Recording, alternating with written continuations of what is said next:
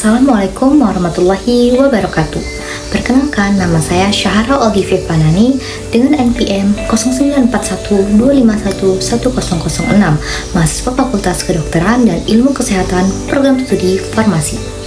Pada kesempatan ini, saya ingin memaparkan hakikat, sejarah perkembangan, kedudukan, dan fungsi Bahasa Indonesia sebagai tugas mata kuliah Bahasa Indonesia yang diampu oleh Bapak Dr. Hairul Sarjana Pendidikan, Magister Pendidikan. Bahasa Indonesia sendiri memiliki peran yang sangat penting dalam kehidupan berbangsa dan bernegara.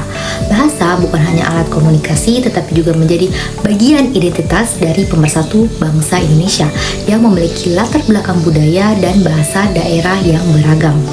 Hakikat dan sejarah bahasa Indonesia. Bahasa Indonesia sendiri lahir dari semangat nasionalisme dan tumbuh melalui proses sejarah yang sangat panjang. Bahasa ini berakar dari bahasa Melayu yang sejak dahulu digunakan sebagai perhubungan di Nusantara karena sifatnya yang sederhana dan mudah diterima oleh berbagai kelompok masyarakat. Dikutip dalam jurnal Hakikat Sejarah Perkembangan Kedudukan dan Fungsi Bahasa Indonesia, dijelaskan secara eksplisit bahwa bahasa Indonesia sangat penting dalam kehidupan berbangsa dan bernegara. Bahasa ini lahir dari semangat nasionalisme dan berkembang melalui sejarah yang panjang. Pernyataan tersebut menunjukkan bahwa bahasa Indonesia tidak hanya berfungsi sebagai alat komunikasi, tetapi juga sebagai simbol persatuan bangsa. Pengakuan resmi bahasa Indonesia sebagai bahasa persatuan terjadi pada Sumpah Pemuda tahun 1928 dan diperkuat setelah kemerdekaan Indonesia. Kedudukan bahasa Indonesia. Bahasa Indonesia sendiri memiliki kedudukan sebagai bahasa nasional dan bahasa negara.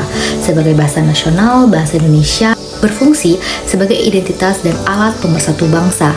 Lalu, sebagai bahasa negara, kedudukannya ditegaskan dalam pasal 36 Undang-Undang Dasar 1945 sehingga digunakan secara resmi dalam pemerintahan, pendidikan, maupun dalam hukum. Fungsi bahasa Indonesia sendiri, bahasa Indonesia berfungsi sebagai alat komunikasi antar masyarakat, sarana ekspresi budaya, alat integrasi sosial, serta media pengembangan ilmu pengetahuan dan teknologi. Dalam dunia pendidikan dan akademik, bahasa Indonesia menjadi bahasa pengantar utama dan sarana penyebaran ilmu pengetahuan. Fungsi ini memperkuat peran bahasa Indonesia dalam membangun karakter dan kecerdasan bangsa. Dengan demikian, bahasa Indonesia merupakan elemen penting dalam kehidupan berbangsa dan bernegara. Bahasa ini tidak hanya berperan sebagai alat komunikasi, tetapi juga sebagai simbol identitas persatuan dan sarana pembangunan nasional.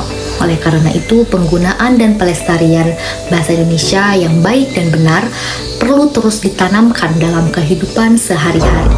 Sekian dari saya, terima kasih. Wassalamualaikum warahmatullahi wabarakatuh.